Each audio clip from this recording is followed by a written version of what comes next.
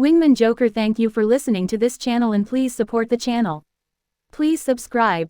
Chapter 405, The Ash Flint Auction 2. Mother, everything is ready. The barrier will be deployed as a part of the protection formation.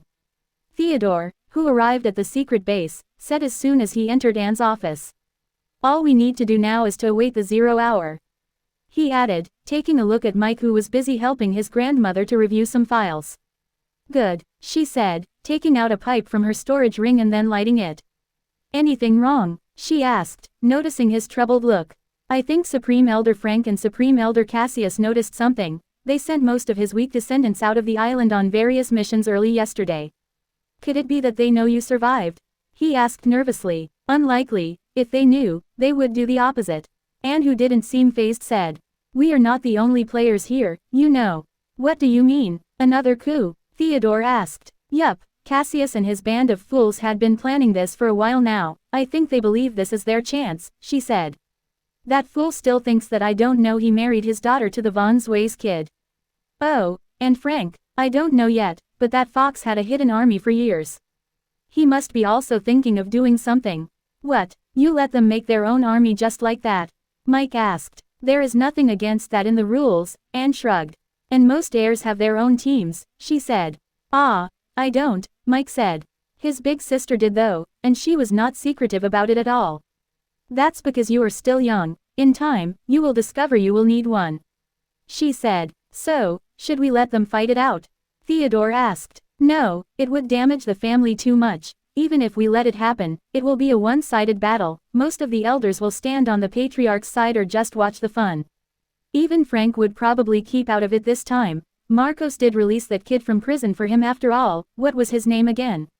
Titus. Theodore said hatefully. Titus killed his son Nick and he couldn't really take revenge because he had no real strong evidence except for the movie that was too circumstantial.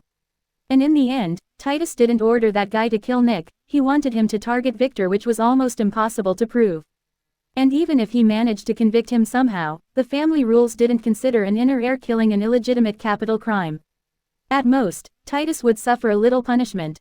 Yes, that's the one. I remember he holds a grudge against Victor. Be sure to send someone to look over his family. Anne said dismissively. I already did the moment I heard Titus was out, Theodore said. Is there any news about Victor? He asked. His life jade is fine, so he should be too. Anne said. And that kid is more resourceful than you can think, she added. I know, Theodore sighed.